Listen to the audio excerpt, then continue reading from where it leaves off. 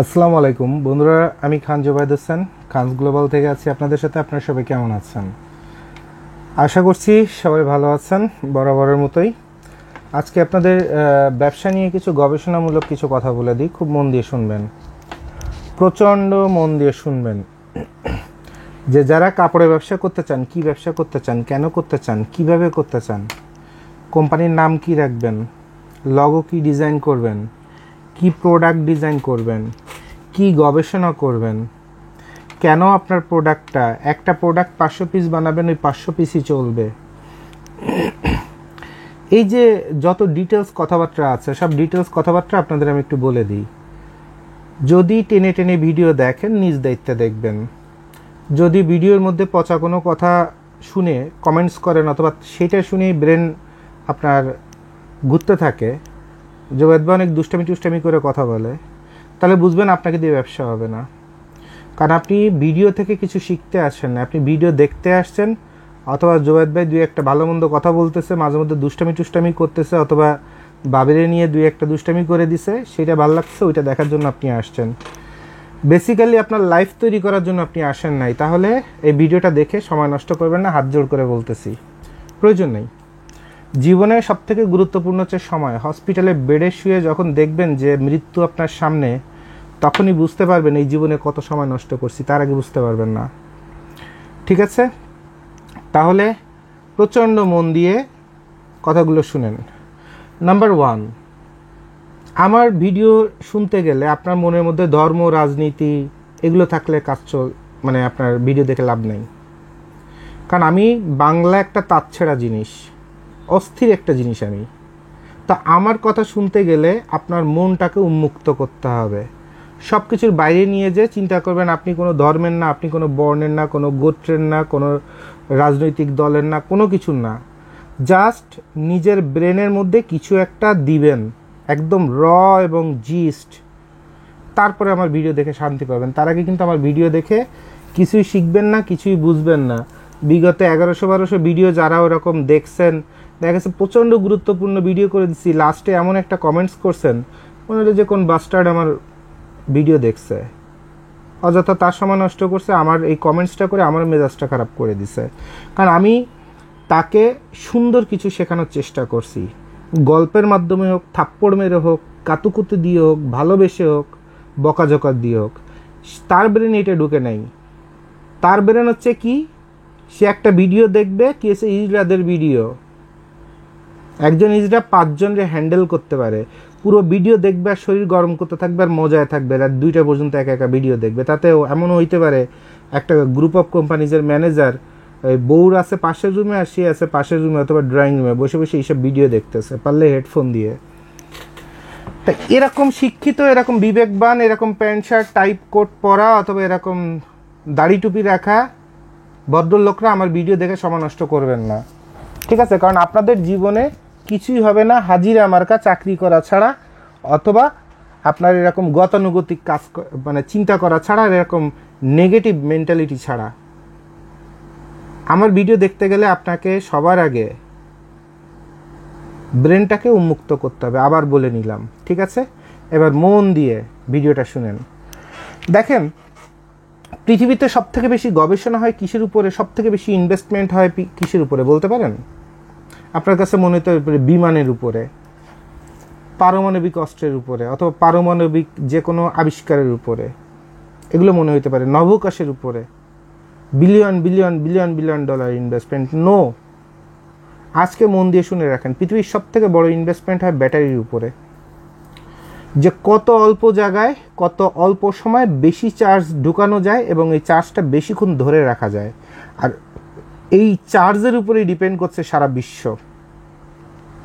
Mobile device থেকে শুরু করে একদম স্যাটেলাইট পর্যন্ত যেখানে যাই চলতেছে না কেন, সবই তো বিদ্যুতে চলতেছে, হয় ডিরেক্ট কানেকশানে, অথবা রেডিও কানেকশানে, অথবা অন্য কোনো কানেকশানে, অথবা ব্যাটারির মাধ্যমে।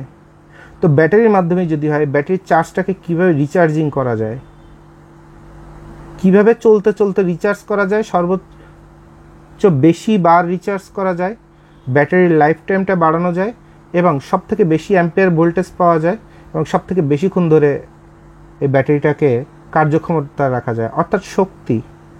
যেমন মানুষ, সে সবচেয়ে বড় গবেষণা কি, সবচেয়ে বড় সাধনা কি, এই যে এত আতর, সোনো, পাউডার, কত কিছু মাখেন, তারপরে ওই ফ্যাট নামানো ওষুধ খান, কত কিছু করেন। সব কিছুর মূল হচ্ছে জীবনী শক্তি কত বাড়ানো যায়, যেন আমি 100 বছর বাঁচি, যেন 500 বছর বাঁচি। তো পৃথিবী চলার একমাত্র শক্তি হচ্ছে জ্বালানি, আর জ্বালানির সব থেকে গুরুত্বপূর্ণ হচ্ছে চার্জ, বিদ্যুৎ। একটা হচ্ছে তেল আর একটা হচ্ছে বিদ্যুৎ। এখন তেল তো পরিবেশে ইফেক্ট ফেলে, কিন্তু বিদ্যুৎ ইফেক্ট ফেলে না, কার্বন ডাইঅক্সাইড তৈরি করে না। তাহলে বিদ্যুৎ দিয়ে কত কাজ করা যায়। তাহলে বিশ্বের সব থেকে বেশি গবেষণা, ইনভেস্টমেন্ট এবং সবচেয়ে বেশি মেধা খাটে হচ্ছে কিসে? ব্যাটারির উপরে। বুঝতে পারছেন? একদম কথাবার্তা আপনাদের বলতেছি, বিবেক দিয়ে এবং সেন্স দিয়ে আপনাকে শিখতে হবে, বুঝতে হবে, জানতে হবে। আচ্ছা, এরপরে আরেকটা জিনিস আছে, সেটা হচ্ছে ধর্মের বিষয়। ধর্ম প্রচণ্ড সেন্সিটিভ বিষয়, ধর্ম নিয়ে কথা না বলা ভালো, সবাই বলে, কিন্তু আমি একটু মাঝে মধ্যে কথা বলি। যেমন আপনারা যারা খুব ধর্মগোড়া, তারা যদি কথার কথা, গ্রামগঞ্জে এখনও আমাদের এমনও মা বোন আছে, ধর্মের কথা বললেই মনে করেন কোথাও একটা কাগজে যদি একটু আরবিতে যদি হারামজাদা লেখাও থাকে, সে কিন্তু জানে না, কিন্তু জানে এটা আরবি। আরবি পড়ানো যাবে না, সালাম করো সালাম করো, এটা আল্লাহর ভাষা। অ্যাকচুয়ালি এটা তো একটা মানুষের ভাষা,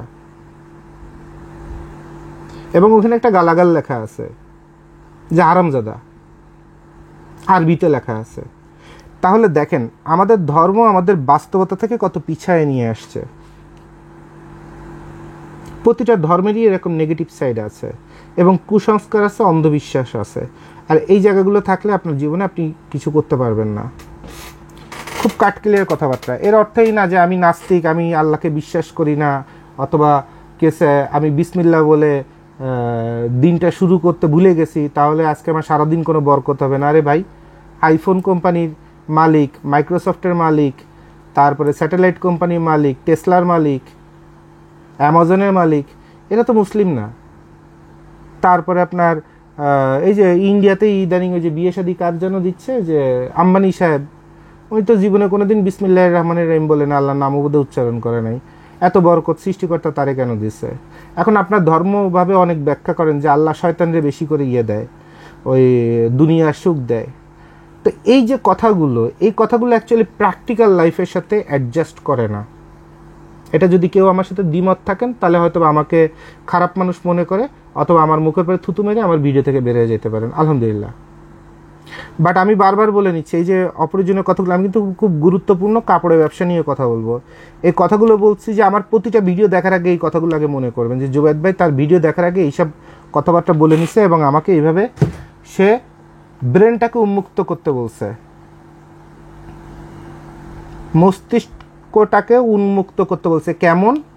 যে সৃষ্টিকর্তা বলছে মায়ের পায়ের নিচে বেহেশত। এখন বর্তমান যুগে দেখা যাচ্ছে মা তো দূরের কথা, 9-10-এ পড়লে অন্তত 2-4 বার কি হয়েছে, ঠেলা খাওয়া হয়ে গেছে। এখন ওই মহিলা হবে মা, আর সেই মায়ের পেটে হবে সন্তান।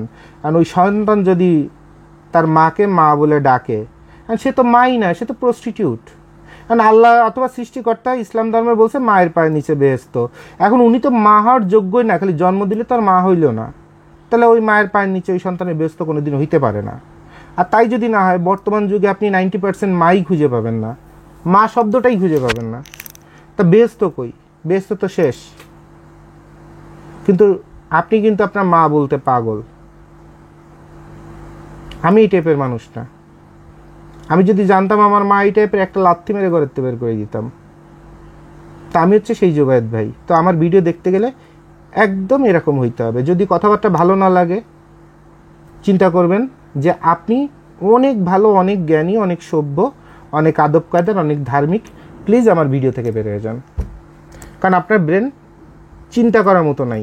আপনার ব্রেন এখনও পর্যন্ত নির্দিষ্ট কিছু জন্মগত জায়গার মধ্যে আছে। এবং আপনি আজকে মুসলমান ধর্মে গ্রহণ করে আপনি একজন হিন্দুকে যেমন গালাগাল দিতে পারবেন, আপনি যত জন্মগতভাবে একজন হিন্দু ধর্মের ঠাকুর পরিবারে জন্মগ্রহণ করতেন, এই জুবায়েদ ভাই মুসলমান কেন, জুবায়েদ ভাইয়ের কপালে পরে দুইটা লাথি মারতে পারতেন, অথবা সাম্প্রদায়িক দাঙ্গা করতে পারতেন।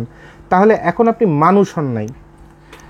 চিন্তা করতে হবে উন্মুক্তভাবে, ধর্মকে নিতে হবে পজিটিভভাবে, এবং সবসময় চিন্তা করতে হবে সব ধর্মের মূল মন্তব্য কী। আপনিও সৃষ্টিকর্তাকে দেখেন না, একজন হিন্দু ব্যক্তিও দেখেন, একজন খ্রিস্টানও দেখে নাই, একজন বৌদ্ধও দেখে নাই। খালি মাথায় রাখতে হবে সৃষ্টিকর্তা যেই হোক না কেন সে সবসময় মঙ্গল করতে বলছে, জীবের সেবা করতে বলছে, খারাপ কাজ করতে না বলছে, এবং তার কাছে নত স্বীকার করতে বলছে যে জীবনে যদি কোনো ভুল করে থাকি, তোমার সৃষ্টির সঠিক কী নিয়ম আমি জানি না, হয়তো এখনও জানার সুযোগ নাই। যুগে যুগে কবরও কী হয়েছে, মাজারে পরিণত হয়ে যায়, আল্লাহর ঘরে পরিণত হয়ে যায় আমাদের কালচারে। সো আমি সঠিকটা জানি না, হয়তো বা আমার গবেষণা আমি বুঝতে পারি নাই, বাট আমি তোমার কাছে মাথা নিচু করে ক্ষমা প্রার্থনা করছি যে তুমি আমাকে মাফ করে দাও। প্রতিটা ধর্মে এই সেম জিনিসটা আছে। সো আপনার যদি বিবেক থাকে আপনি সেটা দিয়ে সেই আপনার ধর্ম অনুযায়ী ঠিক এইভাবেই আপনি আপনার সৃষ্টিকর্তাকে ডাকলে আমার মনে হয় যথেষ্ট। আমি বলবো না আমার কথা আপনি আপনার ধর্মকে বদলান, অবজ্ঞা করেন, এই ভুলগুলো বুঝবেন না, মুক্ত চিন্তা করে চিন্তা করবেন। এখন দেখেন পৃথিবীতে একটা গবেষণা প্রচণ্ড পরিমাণ চলে, বই খাতাপত্র যেখানে যত লাইব্রেরি আছে সব কিছুর বাইরে, যেটা নিয়ে মুভিও বানানো হয়, যেটা নিয়ে এক দেশ আর এক দেশকে শাসনও করে, শোষণও করে, আধিপত্য বিস্তার করতে চায়, উপনিবেশ করতে চায়, সেটা হচ্ছে ওই দেশের সম্পদ কি আছে আর ওই দেশের ওই উন্নতির কারণটা কি, মানে থিওরি। কথার কথা আমেরিকা আজকে কেন উন্নত, আমেরিকার থিওরি কি? এটা বাংলাদেশের পার্লামেন্ট না যে একজন আর একজনের ওই আপনার পাশে আঙ্গুল দিয়ে খুঁচাখুচি করবে। সারা বিশ্বের পার্লামেন্ট করে কি, সে চিন্তা করে আমার দেশের কি সমস্যা, সারা বিশ্বের কোথায় ওইটা আছে, আমি কি ওই দেশে উপনিবেশ করব, ওইখানে কি যুদ্ধ করব, ওইখান থেকে কি আহরণ করব, কোন পলিসিতে সারা বিশ্ব থেকে সম্পদ আহরণ করে আমার দেশটাকে বিশ্বের মধ্যে শ্রেষ্ঠ বানাবো। এইটা হচ্ছে সারা বিশ্বের চিন্তা, যার কারণে স্পেন থেকে শুরু করে, পর্তুগাল থেকে শুরু করে, ব্রিটিশ থেকে শুরু করে আমেরিকায় যে যুদ্ধ করে করতেছে তো করতেছে, খালি মিডল ইস্টে ঢুকে বাইরে যত যাই দেখেন এগুলো হচ্ছে নাটক, পলিটিক্স। বেসিক্যালি ইরাকে ঢুকে ইরাকের তেলটাকে শোষণ করে নাও, আফগানিস্তানে ঢুকে আফগানিস্তানের পাহাড় থেকে ঝুরো ডায়মন্ডগুলো বের করে নিয়ে যাও, কোকেনগুলো বের করে নিয়ে যাও, কোকেনের জাতগুলো বের করে নিয়ে যাও, সেখানে গবেষণা করে দেখো আমেরিকায় এই কোকেনটা জন্ম দিতে গেলে কি কি টেকনোলজি লাগবে, যেটা আফগানিস্তানে ন্যাচারালি হচ্ছে, সেগুলো কিন্তু তাদের করা শেষ, নেওয়া শেষ, খাওয়া শেষ। যুদ্ধে কয় হাজার বিলিয়ন ডলার খরচ করছে, তার 1000 গুণ তারা বের করে নিয়ে গেছে, তার কোটি গুণ তারা বের করে নিয়ে গেছে 15 বছরে। তো সারা বিশ্বে কিন্তু এভাবেই একটা পার্লামেন্ট চলে একটা রাষ্ট্রের যখন উন্নতি করার ইচ্ছা থাকে। আর আমাদের রাষ্ট্র হচ্ছে এমনও সংসদ সদস্যকে দেখছি যে গাইবান্ধা না কোথায় জানো, যে একটা পড়ে কি এক মহিলা কি বলবে সংসদ সদস্য, তা ওই দেখে দেখে পড়ার মতো কিছু নাই, সেটা আবার ফানি ভিডিও হিসেবে সারা বিশ্বে ছড়ায় গেছে। তো সারা বিশ্বে যদি ছড়ায় যায় তা বাংলাদেশের প্রেস্টিজটা কোথায় যায়? আর আপনারাই সাধারণ মানুষ তাকে রাজনৈতিক উপরের পক্ষ যেমন তাকে মনোনয়ন দিয়েছে, আর আপনারা সাধারণ মানুষ তাকে ভোট দিয়েছেন, তাহলে রাজনৈতিক উপরের পক্ষেরও সমস্যা আছে আর আপনাদের সাধারণ মানুষেরও সমস্যা আছে, যার কারণে সে ওই পজিশনে যাওয়ার সুযোগ পাইছে, আর দেশটা শেষ। তা আপনাদের এই মুক্ত ব্রেন যখন না হবে তখনই আসলে একটা রাষ্ট্রের, একটা সমাজের, একটা জাতির, একটা যুগের পরিবর্তন আসবে না। খুব কাট ক্লিয়ার কথাবার্তা, খুব কাট ক্লিয়ার কথাবার্তা, ঠিক আছে? আচ্ছা, এবার আসেন তাহলে সারা বিশ্ব গবেষণা করে কি একটা রাষ্ট্র কেন উন্নতি করতেছে, তার মধ্যে কি কি ছিল। যেমন এখন যদি একটা রাষ্ট্র মিশরে গবেষণা করে, যেমন আমেরিকা মিশরে অনেক গবেষণা করছে, রাশিয়া অনেক গবেষণা করছে, কি কারণে? যে মিশরে এত ক্ষমতা কোথা থেকে ছিল, তাদের রাজনৈতিক পলিসি কি, তাদের ধর্মীয় পলিসি কি, তাদের স্পেল বাইন্ড কি, তাদের সব কিছু।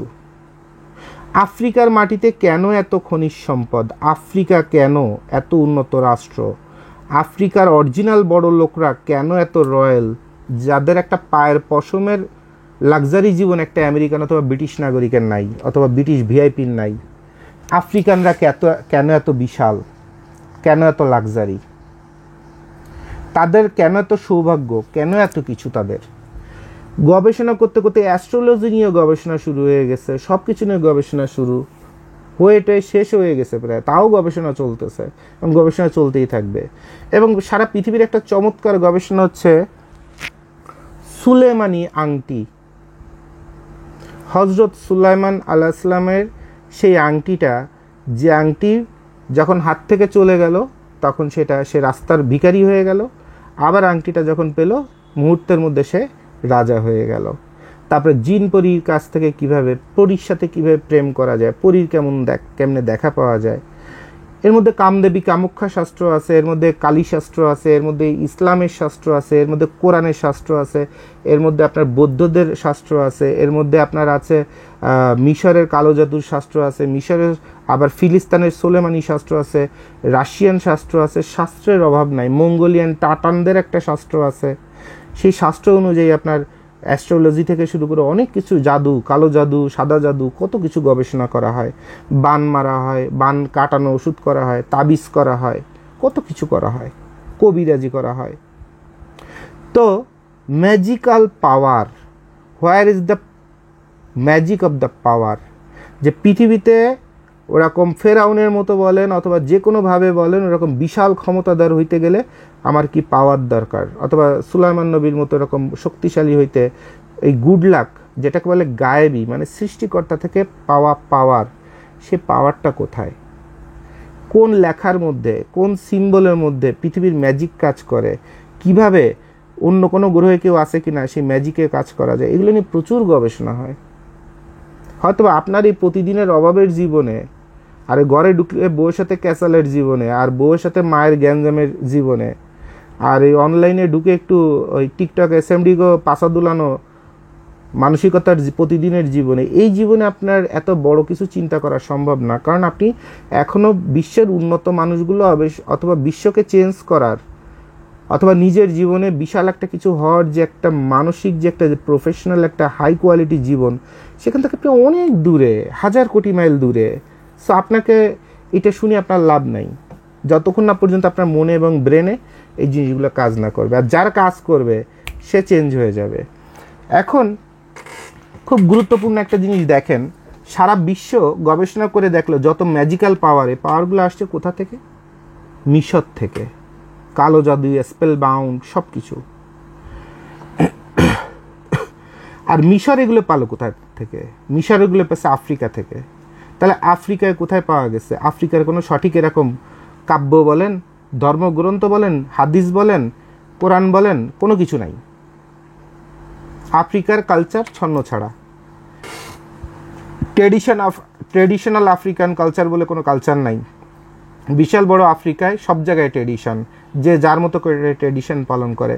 হাজার হাজার সেখানে আপনার উপজাতিরা এক একটা উপজাতি তার মতো করে ট্রেডিশন পালন করে। তো সেখান থেকে মানুষ গড়পত্তা করে করে গবেষণা করতে করতে দেখছে যে বিশ্বের একটা গুড লাক নাম্বার, নর্মালি আপনারা দেখেন যে মুভি দেখে চিন্তা করেন 007, নো, বিশ্বের সব থেকে গুড লাক নাম্বার বেড়েছে 22। তারপরে গুড লাক সাইন বেড়েছে কি? মৌমাছি। তারপরে স্টার, 4 কোণা, 5 কোণা, 6 কোণা। তারপরে গোল চিহ্ন, তারপরে ত্রিভুজ চিহ্ন মানে 3 শাল, সেটাকে আবার ইসলামের শিন বলা হচ্ছে। আবার মানে 3টা মাথা। আবার আপনার কি বলা হচ্ছে? আপনার হিন্দু ধর্মে বলা হচ্ছে ওম, মানে 3 মাথা, 3টা মাথা এরকম উঁচু হয়ে থাকতে হবে।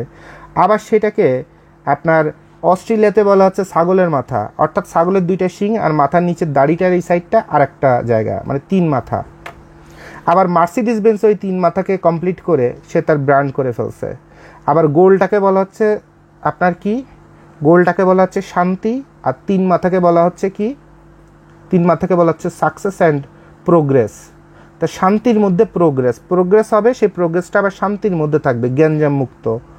হয়তো আস্তে আস্তে প্রোগ্রেস হোক। দেখেন আজকে মার্সিডিজ বেঞ্জ কোথায় চলে গেছে। তো এরকম অনেকগুলো সাইন তারা গবেষণা করে, আফ্রিকা থেকে গবেষণাগুলো করে নিয়ে তারা সাইনগুলো নিয়ে আজকে কি করে দিছে, গুচির ব্যাকগ্রাউন্ড যে অ্যাবস্ট্রাক্ট যে ডিজাইন, ওর মধ্যে দেখবেন যে ডিজাইনগুলো আছে, ফেন্ডিতে আছে, আরমানিতে আছে, প্রাডাতে আছে, যত বড় বড় ব্র্যান্ড তাদের যে ব্যাকগ্রাউন্ড যে সাইনগুলা। তারপরে আরেকটা সাইন হচ্ছে এইটা, একটা আলিফের মতো আর উপরে বাঁকা একটা চাঁদ। এটা হচ্ছে সুপ্রিম একটা সাইন। তো এরকম কিছু কিছু সাইন নিয়ে নিয়ে তারা কি করতেছে, তারা তাদের ব্যাকগ্রাউন্ড করে ফেলতেছে। তারপরে যে তারা এটাকে লগো, ব্যাকগ্রাউন্ড সব কিছু আকারে যখন দিচ্ছে, তারা দেখতেছে ওয়াও, তাহলে আমার গবেষণা বোধহয় ঠিক আছে, এটাই বোধহয় সেই সুলাইমানি নবীর সেই সাইন। তার আংটিতে কী লেখা ছিল, কী সাইন ছিল কেউ জানে না, তাহলে এইটাই বোধহয় সেই সাইন। আজকে গুচি কোথায় চলে গেছে, আরমানি কোথায় চলে গেছে, মানে তাদের প্র্যাকটিক্যাল যেমন চেষ্টা আছে, তেমন মেধা আছে, তারপরে আধ্যাত্মিক গবেষণা আছে, সব কিছু আছে।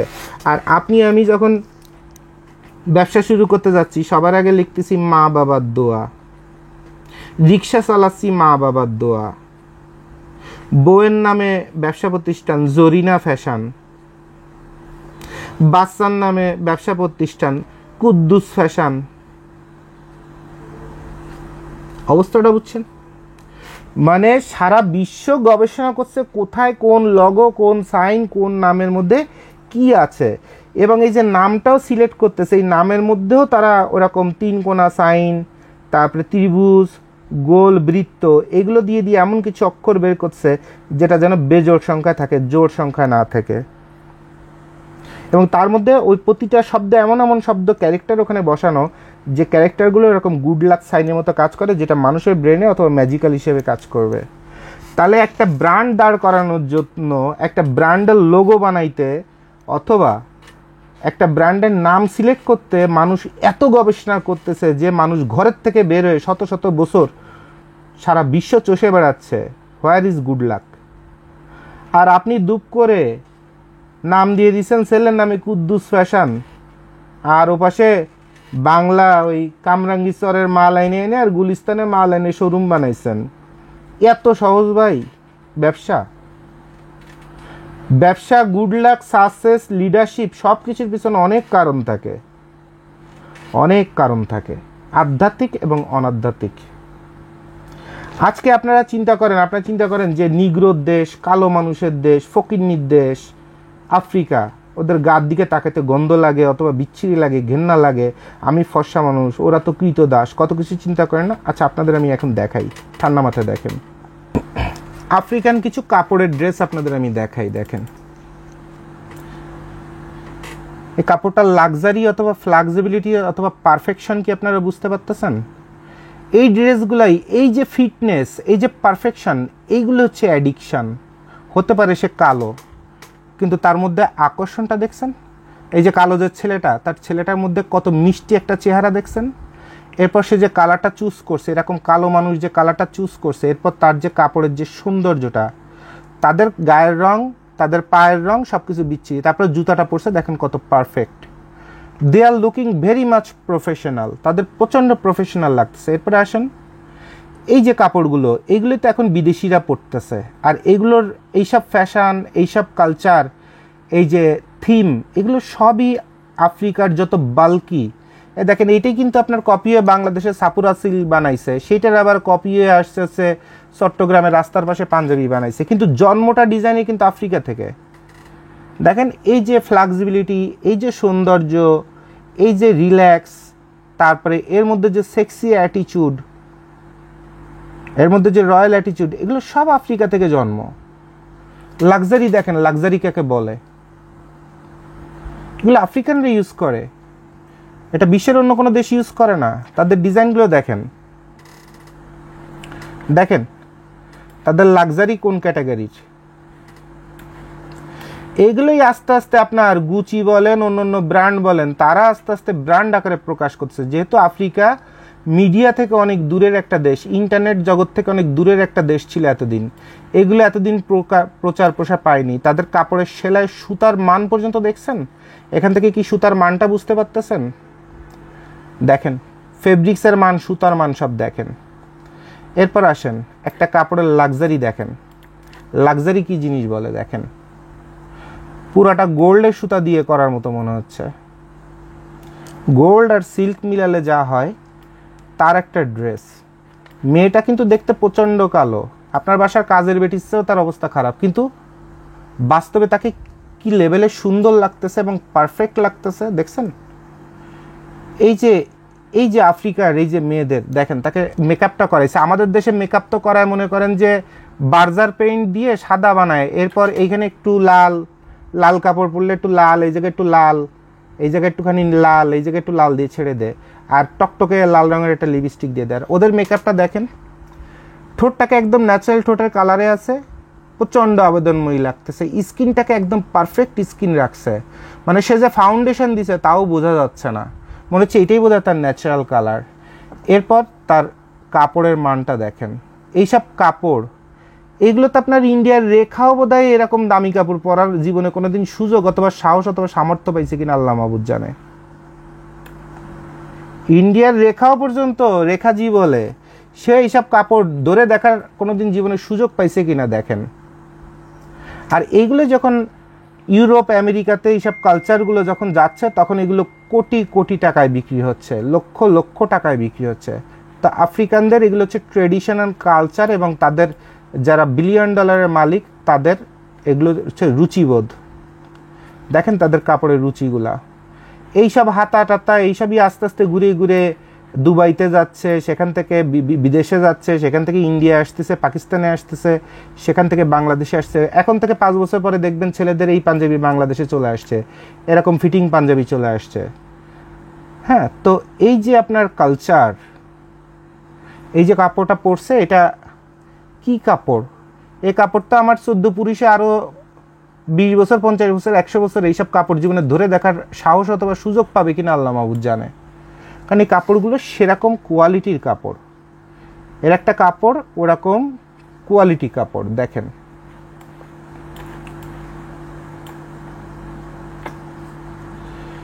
এইসব কাপড়ের জন্ম দিতে জান কলিজা বের হয়ে যায়। লাক্সারি কি জিনিস বুঝতে পারছেন?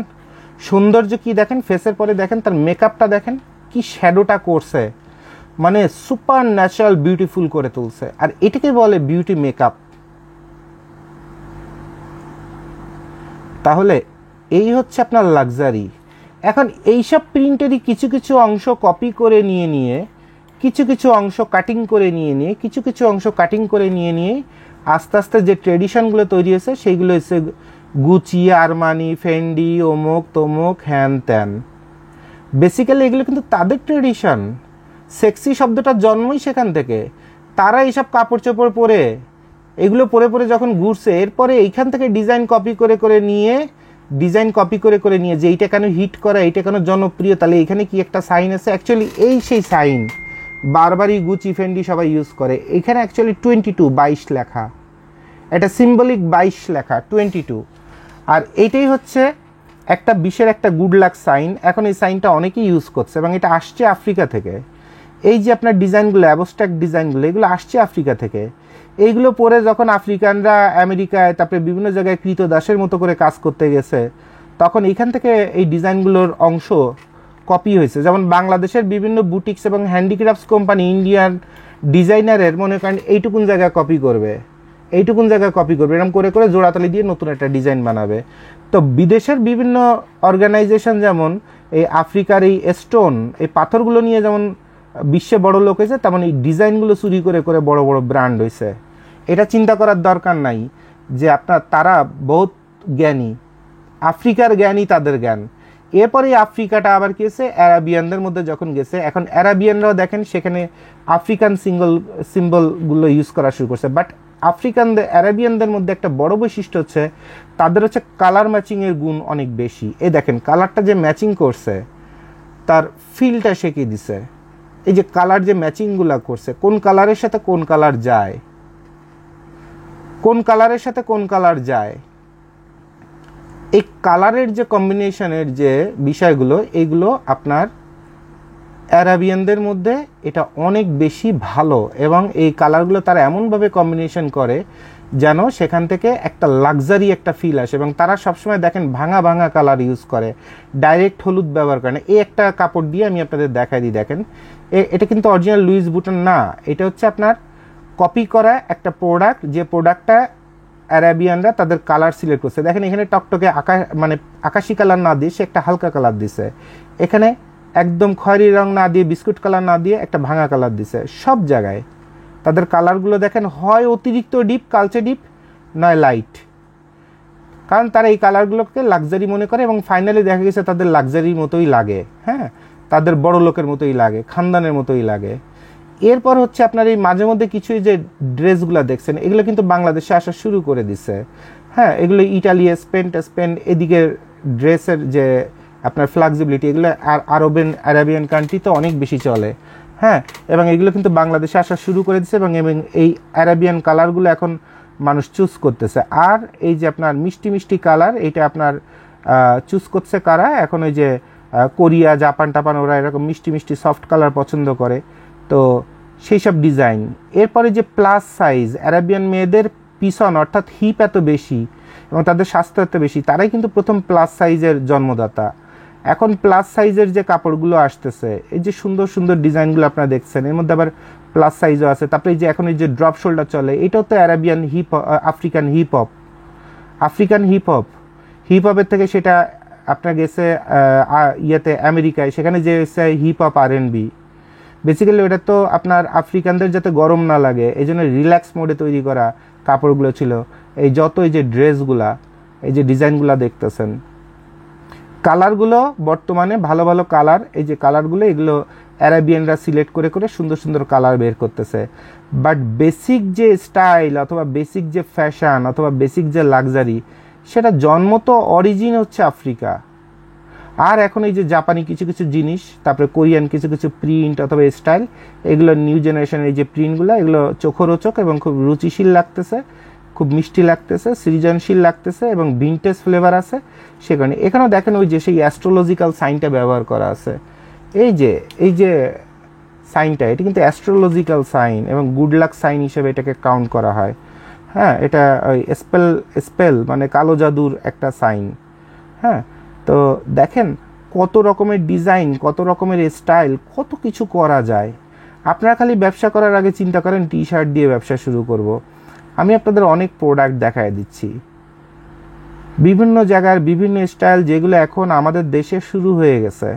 হ্যাঁ, এবং মানুষ পছন্দ করতেছে, যেহেতু অনলাইন জগৎটা সারা বিশ্বের সংস্কৃতিকে মিলেমিশে একাকার করে দিচ্ছে। এই সিম্পল একটা ড্রেস দেখেন, এই ড্রেসটার কারণে নিজের বউ ছাড়ে পারলে এই মহিলার বিয়ে করতে মন যাবে, বিকজ এটা সিম্পল একটা dress but so lovely, so flexible, যেমন সুন্দর তেমন কার্যকর, সাথে একটা পকেট দেওয়া আছে এবং এই কাপড়টা পরলে একটা মেয়েকে সেরকম অসাধারণ ঠাটা নিরোধের মধ্যে অসাধারণ সুন্দর লাগবে। এরপর তারা এইভাবে কম্বিনেশনগুলো করছে যে কোনটা পরলে তাকে লাক্সারি লাগে, সেটা তারা প্রোডাকশানে চলে যাচ্ছে। তাহলে দেখেন তাদের গবেষণাগুলো এরকম সুন্দর, রুচিশীল এবং চিন্তাযুক্ত। আপনারা যদি এরকম একটা ড্রেস বানাতে বলে, আপনি সবার আগে চিন্তা করবেন যে এই যে মেয়েটা আছে, এই মেয়েটার শরীরটা কেমন, তার বুকের দিকে আপনার চোখ যাবে। কিন্তু আপনি কখনো এই যে সুন্দর সুন্দর রুচিশীল চিন্তাগুলো, এই একটা প্যান্ট, পাজামা, এই পাজামাটার দুই সাইডে দুইটা পকেট আছে, মোবাইল রাখা, টাকা পয়সা রাখা, চাবি রাখা, সব কিছুর জন্য পারফেক্ট। আবার লুজ ফিটিং, রিল্যাক্স, আবার সুন্দর প্রিন্ট, মানে শরীর দেখা যাওয়ার কোনো সুযোগ নাই, একটা পাজামা। তো মেয়েদের এই পায়জামাই তো বাংলাদেশে খালি বানায় যদি 1 কোটি পিস বিক্রি করেন, আর 1 কোটি পিসে যদি 50 টাকা করে লাভ হয়, তা 50 কোটি টাকা আপনার ইনকাম 3 মাসে। তা আপনার অত ক্রিটিক্যাল, অত সুতা, অত কিছু এত দেখার টাইম আছে? এর একটা ডিজাইন বানায় যদি আপনি 1 লাখ পিস মাল যদি বিক্রি করতে পারেন, কারণ যুগ এখন এগুলো পছন্দ করতেছে, ঘরে বাইরে সব জায়গায়, তো সমস্যা নাই তো। এই যে রিল্যাক্স ফিট সারা বিশ্বে সারা জীবন চলতে থাকবে, সারা বিশ্বে সারা জীবন চলতে থাকবে।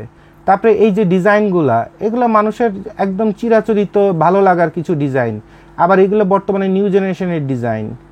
তো এই যে আপনাদের যতগুলো ডিজাইন আমি আপনাদের দেখায় দিচ্ছি, হয়তোবা আমার এখানে লাখখানেকের উপরে এরকম বিভিন্ন ব্র্যান্ডের কাপড়ের ডিজাইন আছে, যেটা তাদের লেটেস্ট ডিজাইন এবং গত 10 বছরে তাদের মোস্ট সোল্ড ডিজাইন। বিশ্বের এমন কোনো ব্র্যান্ড নেই যার কাপড়ের ডিজাইন আমার কাছে নাই এবং তার মোস্ট সোল্ড এবং লেটেস্ট। কারণ প্রতি রাতে দেখা যায় আমি রাত 2টা পর্যন্ত যদি বাইরে কাজ করি, ফ্যাক্টরিতে কাজ করি, তো বাসায় ঢুকে অন্তত আধা ঘন্টা আমি এই ছবিগুলো নিয়ে কাজ করি, কালেকশন নিয়ে কাজ করি। হ্যাঁ, যে পৃথিবী এখন কোথায় চলছে, কারণ আমাকে প্রতিদিন আপডেট থাকতে হবে, কারণ ফ্যাশন জগৎটা অনেক বড় জগৎ। তাহলে একটা মজার জিনিস দেখেন, এবার ঈদের সময় একটা শার্ট দেখা গেল, খুব রুচি বিবর্জিত, একদম থার্ড ক্লাস একটা শার্ট, একটা টেডি বিয়ারের পুতুলের মতো দিয়ে একটা শার্টের উপরে। এখন আমার কাছে রুচি বিবর্জিত, কারণ এটা পরে কোনো ভদ্রলোকের ছেলে পরতে পারে না, ওই বেয়াদবের মতো চুল কাটে আর ওই বেয়াদবের মতো ঘুরে বেড়ায় যেগুলো, সেগুলো এই শার্টটা পরবে। আমার কাছে প্রচণ্ড রুচি বিবর্জিত, এটা পরে কোনো ভদ্র সমাজে যাওয়া যায় না, কোনো ভালো অনুষ্ঠানে যাওয়া যায় না। মানে চাষাবাসা অথবা দিনমজুরের একটা শার্টের মতো মনে হচ্ছে। ইয়াং জেনারেশনের যেসব পোলাপান আছে দিনমজুরের কাজ করে, একটু গাঞ্জা গুঞ্জা খায়, একটু ডিজেতে নাচানাচি করে, একটু নৌকার পরে যে লঞ্চের পরে যে নাচানাচি করে, এইসব পোলাপানের শার্ট এইটা। কিন্তু যারা এটা তৈরি করছে তারা যদি 1 কোটি পিস করে, বাংলাদেশে অন্তত মিনিমাম 1 কোটি পিস এই শার্টটা বিক্রি হয়েছে, এবং সে 50 টাকা করে পার শার্টে যদি লাভ করে, তাহলে 50 কোটি টাকা সে জায়গায় বসে এই 2 মাসের মধ্যে, রোজার শুরুতে প্রোডাকশন করছে অথবা রোজার 1 মাস আগে প্রোডাকশন করছে, রোজার শুরুতে বিক্রি হয়ে গেছে, রোজার মাঝে বিক্রি হয়েছে, চাঁদরাতে বিক্রি হয়েছে। অর্থাৎ সে যদি 20 কোটি মানুষের মধ্যে 1 কোটি মাল বিক্রি করা কোনো বিষয়ই না, 50 কোটি টাকার মালিক হয়েছে মাত্র 2 মাসের ব্যবধানে। আর আপনি কত গবেষণা ভাই, সুতার জন্য অমুক হয়, এটার জন্য সাইডো ইফেক্ট হয়, এটার জন্য সিবিসি হয়, এটার জন্য বিসকজ হয়, এটার জন্য এত% মোডাল থাকে, এটার জন্য আপনার পিচ ইফেক্ট 35% হয়, এটার জন্য স্প্যান্ডেক্স 9% না হয় 10% হয়, এটা সুতাটা যেন এরকম হয়। কত গবেষণা 10 বছর 20 বছর ধরে করে টোরে লাস্টে কেসে এখনই ঈদের আগে মানুষের কাছে আওয়ালাত বলাত করে তারপরে ঈদ ঠেক দিয়েছেন আমার মতো। তার লাভটা কী হলো? তাহলে সব কথার মূল কথা একটা জিনিস আপনাকে বোঝাতে চাচ্ছি, সেটা হচ্ছে আপনার গবেষণার শক্তি থাকতে হবে, প্রতিটা কাজের মধ্যে গবেষণার ইফেক্ট থাকতে হবে। এরপর চিন্তা করতে হবে আমি যে ব্যবসা করতে নামছি এমন একটা আইটেম বানাবো, যেমন এই যে মেয়েদের একটা পায়জামা দেখালাম, আমি ছেলে মানুষ বলেছে মেয়েদের পায়জামা নিয়ে ব্যবসা করা যাবে না এমন কোনো কথা নেই। আমি এই পায়জামাটা মার্কেটে হিট করে 1 কোটি পিস বানায় মার্কেটে ছেড়ে দিব। প্রথমে বানাবো 200 পিস, তারপরে বানাবো 500 পিস, তারপরে চলতে থাকবে। মানে এইটা আবার আরেকজনে কপি করার আগেই মোটামুটি দরকার ব্যাংকের থেকে লোন নিব, দরকার জমি বর্গা রাখবো। বাট আমি একটা চ্যালেঞ্জ নিছি যে আমি 10 লাখ পিস মাল যদি মার্কেটে ছাড়তে পারি আর পার বডিতে যদি আমার 50 টাকা করে যদি লাভ হয়, তা জীবন আর কি লাগে? সুদে আসলে সব উঠে আসবে, আরও বাড়ি গাড়ি জায়গায় বসে 2 মাসের মধ্যে হয়ে যাবে। আর এই কাজটা করতে যে বিদেশি কারো যদি চোখে পড়ে যাই আর তার যদি ভালো লাগে, সে বলবে যে ভাই আমারে তাড়াতাড়ি 1 লাখ বানায় দেন, তখন আবার লাভ আসছে কি এসে পার বডিতে মিনিমাম 200 টাকা করে। আর এরপরে খুচরা যা বিক্রি হবে সেটাতে তো লাভ আরও বেশি। অনলাইনে শোরুমে কত কিছু আপনি ব্যবসা করতে পারেন। তাহলে এবার কি বুঝতে পারছেন ব্যবসাটা আপনাকে কোথা থেকে কত চিন্তা ভাবনা করে, কত কিছু গবেষণা করে, একটা দুইটা আইটেম ধরেই আপনাকে উঠে যেতে হবে, ক্যাশ বানায় ফেলতে হবে। অ্যান্ড ক্যাশ বানানোর পরে পৃথিবীর সবচেয়ে বড় কথা হচ্ছে মানি ফাক্স, অর্থাৎ টাকাই সব কিছু করে। যার টাকা আছে তার পৃথিবীর ধর্ম তার কথা বলে, রাষ্ট্র তার কথা বলে, প্রশাসনও তার কথা বলে, বিচারও তার কথা বলে, আইনও তার কথা বলে। মানে তার চেয়ে 21 পদক 24 পদক কোনো পদক পাওয়া মানুষের আর সাদা কলিজার মানুষের অভাব নেই। আর আমরা সব হচ্ছে কুত্তার বাচ্চা, কারণ আমাকে তো টাকা নেই। যার যে টাকা বানায় ফেলছে হারামভাবে হোক আর হালালভাবে হোক, সেই পৃথিবীর মহামানব প্রায়। বুঝতে পারছেন? তাহলে আপনাকেও 2-1টা আইটেম ধরে, এমন একটা আইটেম ধরতে হবে যে আইটেমটা মানুষ নেবেই, চলবেই, এবং এমন একটা বাজেট, এমন একটা কোয়ালিটি, অতিরিক্ত হাই কোয়ালিটি দরকার নেই, অতিরিক্ত লো কোয়ালিটি দরকার নেই, সেটা নিয়ে আপনাকে এগিয়ে যেতে হবে। তারপরে যে আপনার কিছুদিনের মধ্যে আপনার ক্যাশ হয়ে যাবে, ক্যাশ হয়ে যাওয়ার পরে তারপরে আপনি চিন্তা করবেন এবার ব্র্যান্ড বানাইতে কয় টাকা লাগবে, মার্কেটে কোন দোকানটা সবচেয়ে মোস্ট সেলিং দোকান, প্রয়োজন ওই দোকানে যে আছে ওরে সরাই দিয়ে ডাবল টাকা দিয়ে আমি ওই দোকানে ঢুকবো, ওইখানে আমি আমার শোরুম দাঁড় করাবো। এরপর মার্কেটের সব থেকে সেক্সি সুন্দর নারী দিয়ে সেলস গার্ল বানায় দাঁড় করায় রেখে দেবো, কারণ টাকা দিলে সব আসবে, কোনো সমস্যা নাই। এরপর মার্কেটে প্রমোশন করতে হবে, ভাইরাল করতে হবে, মার্কেটের সব থেকে জ্ঞানীগুণী ব্যক্তিরে নিয়ে আসবো, আইনে এটারে উত্থাপন করবে। রাস্তার বেশ্যা মেশ্যা আইনে শোরুম উদ্বোধন করতাম না, মন্ত্রীরে নিয়ে আসবো, তারপরে কি আছে মন্ত্রীর বউরে নিয়ে আসবো, তারপরে ডিআইজির বউরে নিয়ে আসবো, ডিআইজিরে নিয়ে আসবো, ডিসিরে নিয়ে আসবো, তারা আসবে, ম্যাজিস্ট্রেটরা আসবে, ব্যাংকের ম্যানেজাররা আসবে আমার শোরুমে। তখন সারা মানুষ দেখবে যে এই ব্র্যান্ডের প্রোডাক্ট শুধুমাত্র ভদ্র লোকরাই কিনে। তখন যে মাল এখন 1800 টাকায় বেচতে পারি না, তখন ওই মাল বেচা হবে মিনিমাম 4000 টাকায়। আর আপনারা সারা দুনিয়ার বেশ্যা আইনে শোরুমের উদ্বোধন করান, এমন উদ্বোধন তো করান না, শোরুমের গোয়াড়া মারেন। কারণ আপনার ব্রেন হচ্ছে মাদারচোদ কোয়ালিটির ব্রেন, তা আপনার ব্রেন দিয়ে ব্র্যান্ড দাঁড়াবে? এই বালের পাশা উঁচু করা, দুধ বের করা সেমডি দিয়ে শোরুম চলে? ব্র্যান্ড চলে? চলে না। ব্র্যান্ড চলে যার টাকা আছে সেই টাইপের কাস্টমার দিয়ে, আর সেই টাইপের কাস্টমার তার ফ্যামিলি নিয়ে এইসব বেশ্যা চালানো শোরুমে ঢুকতো না, তারা ভদ্রলোকের শোরুমে ঢুকবে। তা মার্কেটে কি বেশ্যাগিরি করতে আসছেন নাকি বড় লোকের কাছে কোয়ালিটি মাল বিক্রি করতে আসছেন? বিবেক দিয়ে চিন্তা করেন। কেউ এভাবে বলে দেয়নি আপনাদের। এত বাংলা দিয়ে, খাস বাংলা দিয়ে নিজের ব্যক্তিত্ব নষ্ট করে কেউ বলে নাই। বলছি না ভালোবাসাও শেখাবো, থাপড়াও শেখাবো, ব্রেনে ঢুকায় দিচ্ছি। আগে মানুষ হন, মন বড় করেন, চিন্তা শক্তি বড় করেন। আপনার মন যদি নিচু হয়, আপনার পেটে যে বাচ্চাটা হবে ওর নজরও নিচের দিকে হবে। আর এইভাবেই জেনারেশন নিচের দিকে যায়। মন বড় করেন, কলিজা বড় করেন, দৃষ্টিশক্তি উপরে করেন, স্বপ্ন অনেক উপরে দেখেন। তারপর একসময় ব্র্যান্ড হইতে পারবেন, রয়্যাল হইতে পারবেন, লাক্সারি হইতে পারবেন। বিয়াদবের মতো চুল কাইটে আর পাশার মধ্যে একখান বাঙ্গা পিস্তল রাইখে মাফিয়া ডান হওয়া যায় না। মাফিয়া হইতে গেলে বহুত বড় কলিজার মানুষ হইতে হয়। কারণ একটা মাফিয়ারে যখন রাষ্ট্রের আর্মি পর্যন্ত ধরতে আসে, তখন ওই মাফিয়ার চারপাশে লক্ষ লক্ষ গরিব মানুষ ওই মাফিয়ারে ঠ্যাক দিয়ে ধরে, ইনি আমাদের নেতা, ইনাকে ধরা যাবে না। ওইটাকে বলে মাফিয়া। বিয়াদবের মতো চুল কাটা আর এই সিঁড়া ফাটা জিন্সের প্যান্ট পরা আর ফাঁসার মধ্যে একখান বাঙ্গা পিস্তল রাখা অথবা ছুরিরা, এটারে মাফিয়া বলে না, এটা ফকিন্নির বাচ্চা বলে। তো জীবনে মাফিয়া হইতে গেলে আপনাকে ওরকম মন বড় করতে হবে, চিন্তা শক্তি বড় করতে হবে, কলিজা বড় করতে হবে, তারপরে মাফিয়া হইতে পারবেন। ওই শেখ হাসিনার সাথে ছবি তুলেছি, খালেদা জিয়ার সাথে ছবি তুলেছি, একটু কম কম কথা বলে বাপ মারে থাকবেন, 100টা প্রশ্ন করলে একটা উত্তর দেবেন, আর পাছার মাংস উঁচু থাকবে, আর কটা ওই ধান্দাবাজি টাকা কামাই করবেন, আর নিজেরা চিন্তা করবেন মাফিয়া। আপনার মতো মাফিয়া করে চুততেও লাগে না। বাংলা কথা বুঝতে পারছেন? আপনার পরিচয় হচ্ছে বাংলা শেষটা খয়রাতি চোর। মাফিয়া বড় বিশাল জিনিস। আপনার নাম হচ্ছে চাটুকার মাদারচোদ। মাফিয়া অনেক বিশাল বড় জিনিস, অনেক বড় কলিজা লাগে মাফিয়া হইতে গেলে। কথা বুঝতে পারছেন? তো ভালো মন্দ সব কিছু গালাগাল দিয়ে বলেন, ভদ্র ভাষায় বলেন, শুধু আপনার ব্রেনটা তো ঢুকাই দিলাম। এবার চোখটা বন্ধ করে যদি সিগারেট খাওয়ার নেশা থাকে, ব্যালকনিতে যান, একটা চা বানায় ব্যালকনিতে যান, সিগারেট ধরান, আর চিন্তা করেন যে জুবায়েদ ভাই ব্রেনে ঢুকাই দিল কি। এরপর এমন ব্যবসা করব যেন সারা দুনিয়ার মাফিয়া অথবা রয়্যাল অথবা হাই প্রোফাইল ব্যক্তিরা আমার কাছে আসে, আমার প্রোডাক্টটা কেনার জন্য আমাকে একটা ফোন করে যে ভাই আপনার প্রোডাক্টটা তো অনলাইনে দেখেছি, আমার পছন্দ হয়েছে, তো এই প্রোডাক্টটা কীভাবে পেতে পারি? টাকা বিষয় না। তখন ওই কাস্টমাররা বলবে টাকা কোনো বিষয় না। আর আপনি এখন চিন্তা করেন কোনো মতে 200 টাকা দিয়ে মাল বানিয়েছি, কোনো মতে যদি 450 টাকায় বেচতে পারি, 1000 পিস মাল বেচলে স্ত্রীকল দিলে তো কত টাকার মালিক হয়ে যাব। আপনার তো মনই খয়রাতির মতো, ফকিন্নির বাচ্চার মতো। আপনি বড় হবেন কেমনে জীবনে?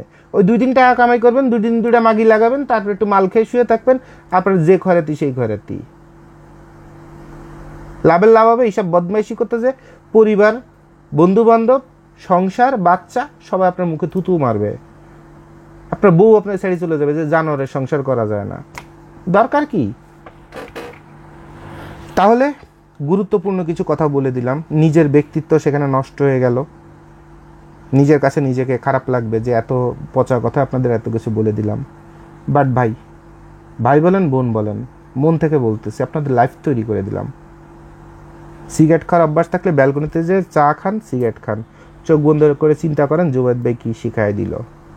কালকে সকালে দেখবেন সূর্য আর একদিকে তো ওঠার মতো ঘটনা ঘটবে আপনার শরীরের মধ্যে। ঠিক আছে? এরপরে আসেন আমার কাছে, আলোচনা করি কিভাবে আপনি ব্র্যান্ডে একটা ডন হইতে পারবেন, সাকসেসফুল ব্র্যান্ডের মালিক হইতে পারবেন। আপনার কি করা উচিত সবই তো বলে দিলাম। এরপর যদি কোনো কিছু জানার থাকে, আমি খান জুবায়েদ হোসেন আমার অফিসে আছি, আসেন আপনারা কথা বলি, দেখি আপনাকে দাঁড় করায় দেওয়া যায় কিনা। ঠিক আছে? সো সবাইকে ধন্যবাদ। আসসালামু আলাইকুম।